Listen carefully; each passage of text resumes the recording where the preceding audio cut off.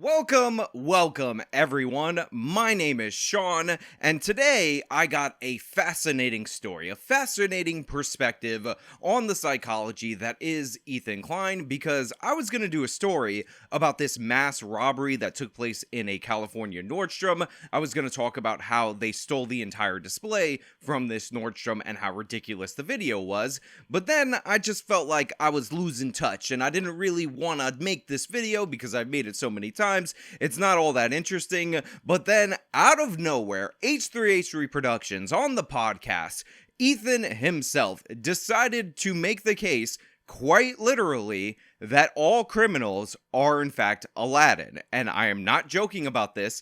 He actually said it. His whole entire take on this topic is idiotic, so that's what we're going to talk about today. The Nordstrom looting, but also Ethan Klein actually believing the joke reference that I made on this channel, or make on this channel, for the past few years, that all criminals are Aladdin. But before we get into that, I just want to say thank you to everybody. Signed up, actualjusticewarrior.com/join.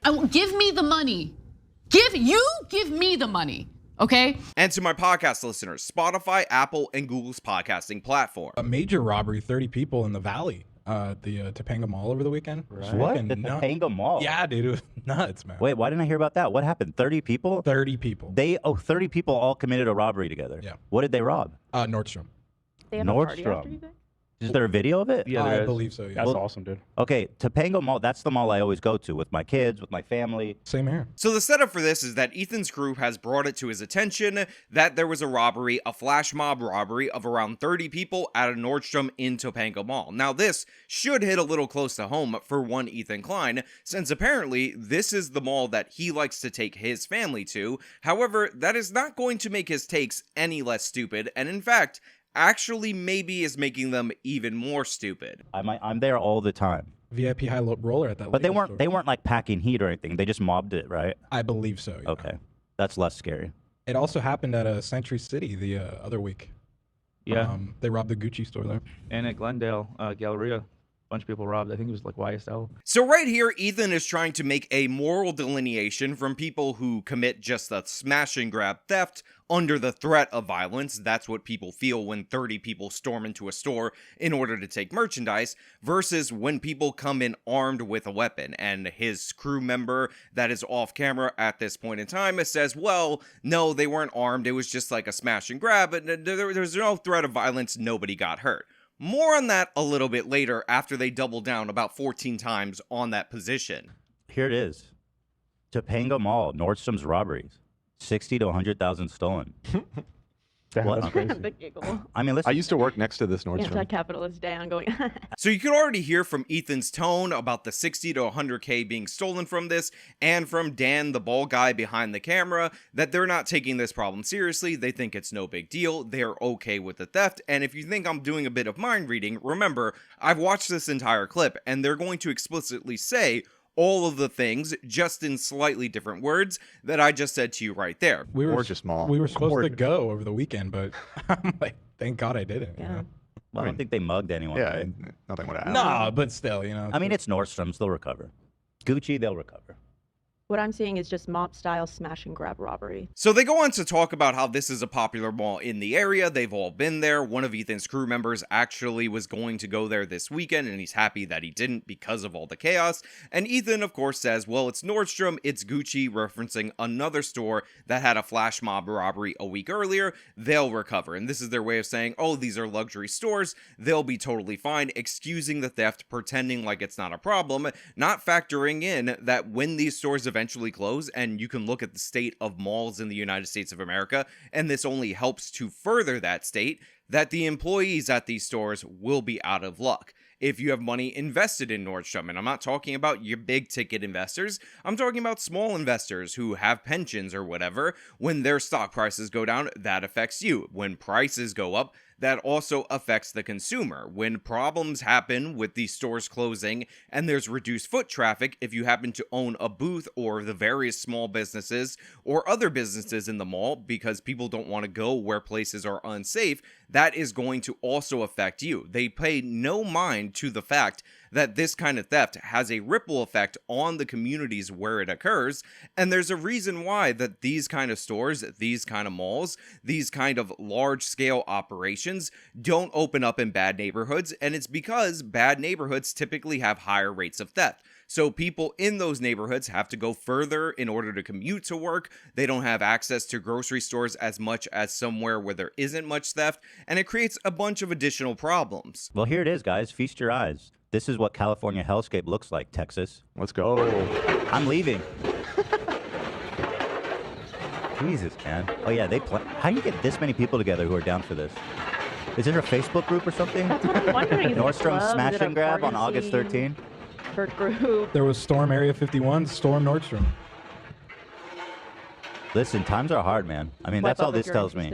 So again, you have Ethan downplaying this. You have Ethan talking about how times are hard. That's what this tells him, which again is obviously one of the more idiotic things that you could put forward. Times are hard if you're some of the people that are working at these retail stores, if you're some of the people who are being assaulted by these criminals. By the way, that happened in this case. We'll get to that in just a second. Times are hard when you lose your job to this theft, and then you have smug, wealthy idiots like Ethan Klein, people working in an air-conditioned studio who buy everything off of Amazon, saying, oh, well, it's no big deal because that's a big corporation. Please don't touch our stuff. This is a terrible attitude. What if Ethan was there with his family, his wife and his kid, and they got assaulted by these criminals who, again, acted violently in this violent flash mob robbery? On top of that, he doesn't understand that when 30 people get together and they do one of these quick and dirty smash and grabs, that is an organized hit. This is organized crime that he's witnessing,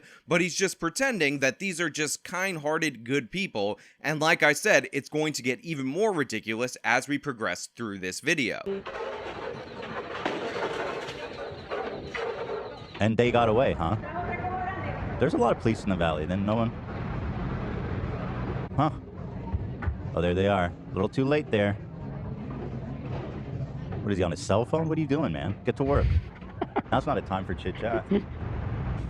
So I just want to point out that if Ethan wasn't an idiot, if his whole cast and crew weren't complete and utter buffoons, they might have taken note of the fact that there's an ambulance present there, because as a part of this robbery, as a part of this crime, this organized retail theft, they actually sprayed something into the face of the security guard that was working there in order to disable him. Police say in this case, someone used some sort of a spray to debilitate the security guard. Sadly, this has happened before. Back in 2021, 5 or so people robbed the Nordstrom here and used a spray as well, which caused the area to be evacuated. It wasn't enough that they had a 30-to-1 advantage. These cowards, these thugs, these criminals also had to assault the security guard there. So you have a guy who's being injured for merchandise by these criminals who have no value for human life. On top of that, imagine if other employees try to confront these people. We've seen these stories happen before, where they end up getting seriously injured or ultimately end up getting killed, and you understand the compulsion to want to stop these thieves, because eventually that's what's going to lead to you losing your job, your source of income, you actually going on hard times. Robberies like this are a symptom of difficult times. So I don't really get mad at robbers like this. Yeah. I mean, it's fucked up. It'd be more fucked up, frankly, if they were like going into homes, into small businesses. Still wrong and scary. So Ethan says, oh, it's hard times and all that. It's no big deal. It's just hard times. And this just shows me it's rough out there. And he's not mad at these people. I mean, it would be way worse if they're going into small businesses. By the way, these organized retail thieves are going into and obliterating small businesses, or if they're burglarizing people's homes. Now, fortunately, burglarizing people's homes is still a crime that's prosecuted relatively seriously. So one of the things that we've noticed in the data is that in places where they don't take retail theft seriously, like in the city of New York, like in California, because they have that state law that says that you have to be a violent felon. And by the way, they classify a bunch of what used to be violent felonies as misdemeanors now to serve any prison time, is that retail theft specifically is what's on the rise. I mean, mean, this chart that I put out from John Jay College of Criminal Justice, which specifically references New York City, shows us, and by the way, this includes the 2008 recession, which was the largest recession since the Great Depression, hard times and tough times, that what we're seeing now is significantly different than what we saw before. We saw a slight uptick in thefts during the greatest recession in the history of our country, but now, post-COVID and continuing to this day, we're seeing a net 77% increase in retail theft in the city of New York. Now in California, depending on the area, there are similar increases in specifically retail theft, and this is also due to public policy, not due to this rampant desperation that's out there in the ether that's turning these kind-hearted, would-have-been-a-doctor kind of people into criminals. There's no victim. Right. Really. They got Unless you insurance. call Gucci. And I guess people got scared. But It's scary. It's scary. It'd be scary, yeah, to be in there. So right there, they say there's no victim. Honestly and genuinely, one of the more idiotic beliefs from the left. And all I have to say is if somebody broke into H3 Studios and stole all their expensive equipment, Ethan and other people vested in that venture would definitely feel like the victim. If somebody broke into their Teddy Fresh, which by the way, prices their clothes extraordinarily expensively, a la Nordstrom, and considering they don't have a storefront to operate, there's no real justification for that. If they stole all of their stuff, Hila and Ethan would feel like the victims of that because they would be victimized. So stealing is in fact wrong, even if you do it from a corporation, and they need to take that seriously. On top of that, a security guard was injured. Now, they didn't care to check into it. They just wanted to say that all these people were innocent Aladdins and it's okay to do theft because this is what is known as a luxury belief, a belief that shows status among elite left-wingers that actually costs them nothing to say, but the people actually affected by this feel the impacts of these beliefs. They can't afford to have this in such a I'm on a podcast kind of way, because if you work at this store and you end up getting fired when it's closed, and that store is an anchor to the mall, and that has impact on all the other stores that are in that mall, then you can't adopt the idea that this is no big deal, nothing to worry about. But Ethan could do that because he's sitting in a studio, air-conditioned in California, not having to deal with the consequences of this, because his business is online in the digital economy, and it's hard for people to steal his content. Pretty crazy, man.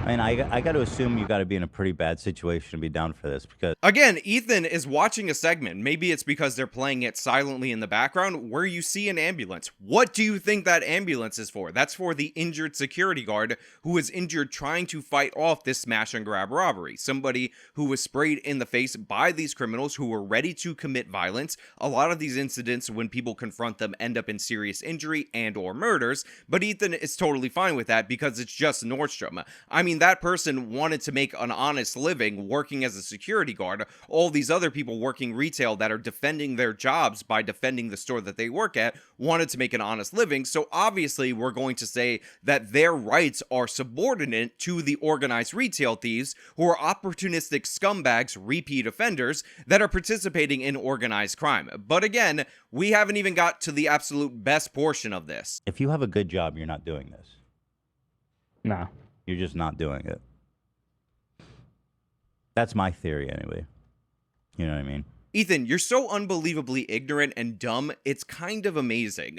The reason why a person with a good job isn't participating in this organized retail theft is not because, but for the good job, they would be a criminal or in a criminal gang. The reason why is because the foresight, the impulse control, all of the things that led that person to build themselves up to the point where they can get a good job is what is preventing them from stealing from these places. These people are going for quick, instant gratification, the thuggish, brutish tactic. They could not get a good job because they don't have the foresight, the ingenuity, and the ambition in order to do so. I talked about this in my conversation with Sam Cedar about how in the city of New York, the population that is the most in public housing is actually the Hasidic Jews, you know, the ones with the hats and the Russian coats, and yet they have almost no crime in their community. This is because they have strong community bonds, and oftentimes, even though they start out in poverty, they're working towards something. The same is true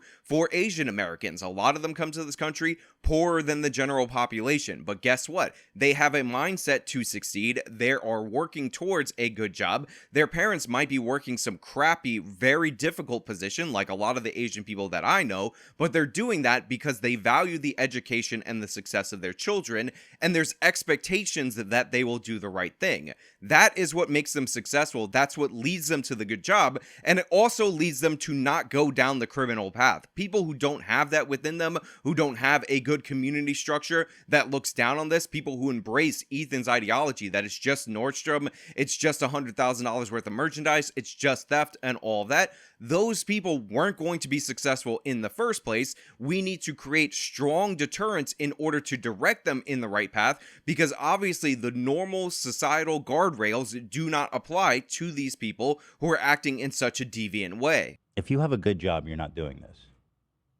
Nah. You're just not doing it. That's my theory anyway. You know what I mean? Guys, and if you disagree, remember Aladdin, okay? Aladdin and his monkey. Yep. And the bread. They were stealing Abu. bread. Were they bad people?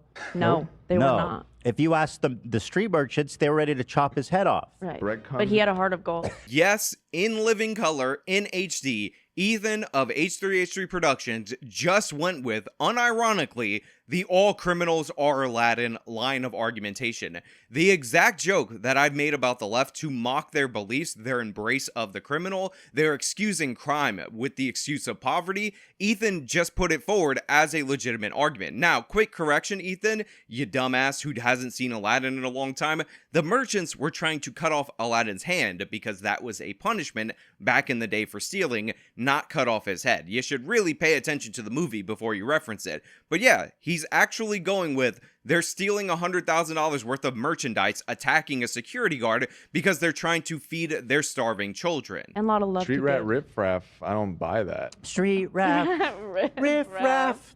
I don't buy that. Rat hole. That's a great movie, man. Yes, That's it one of the great ones. One of the greats.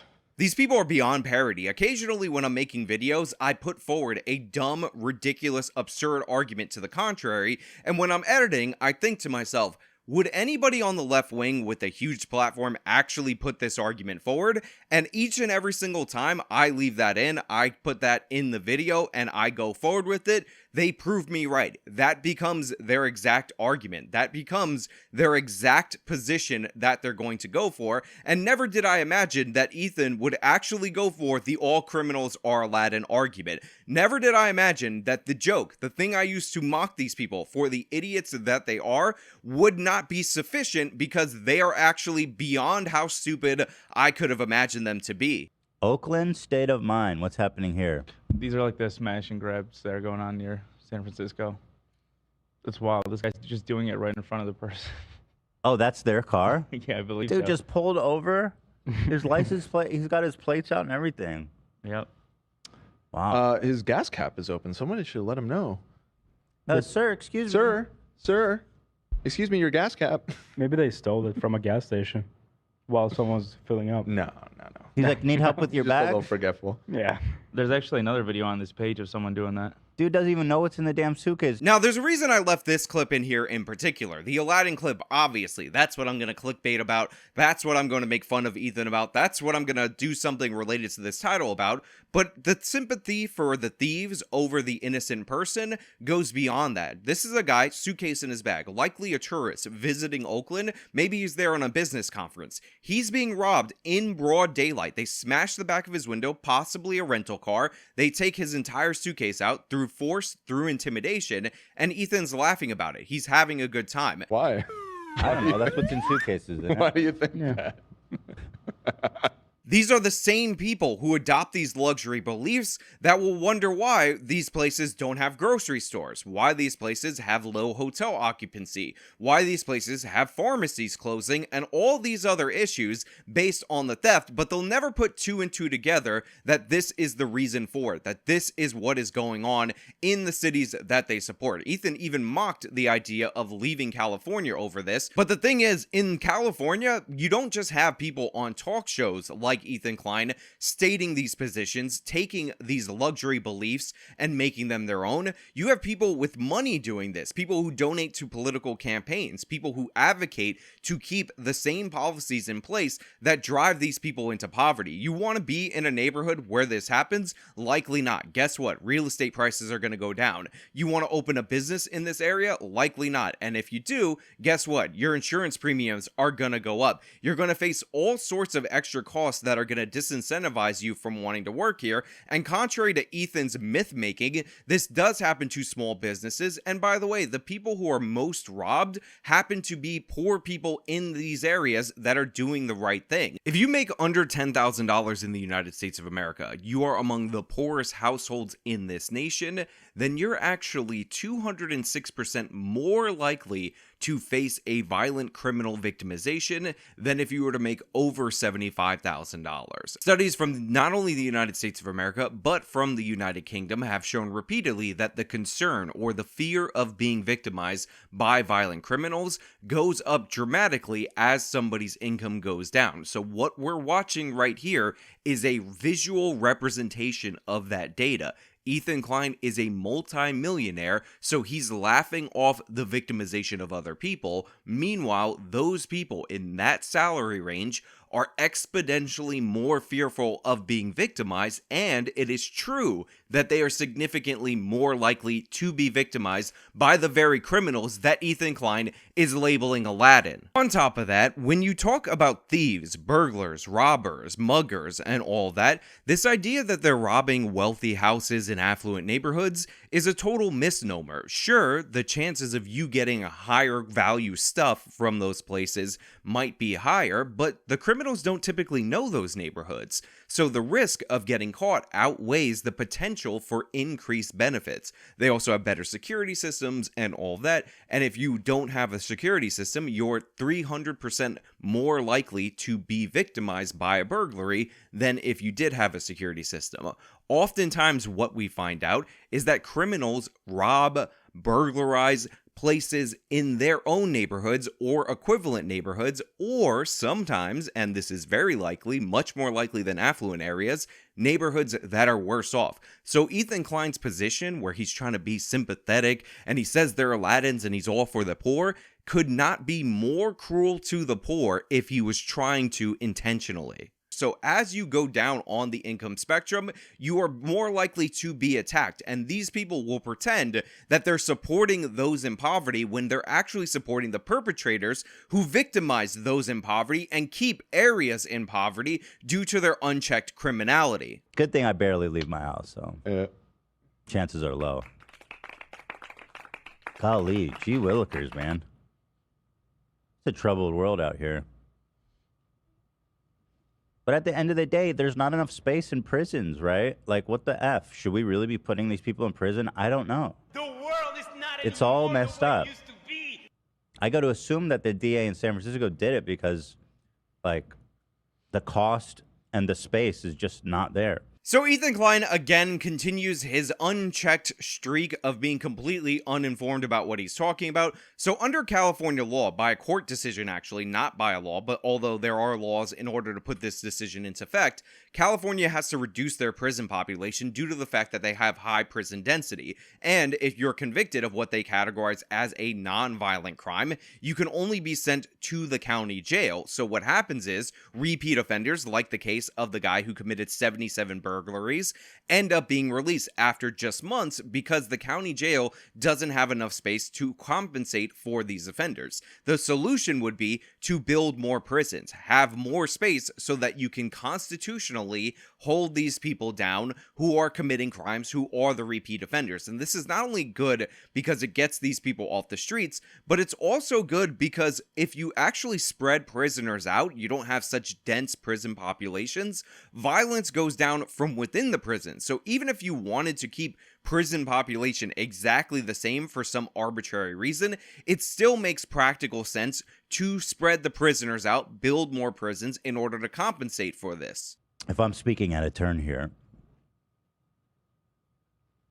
then I apologize. It's a nice car. What's with the damn the suitcase Dude, I was terrified all weekend.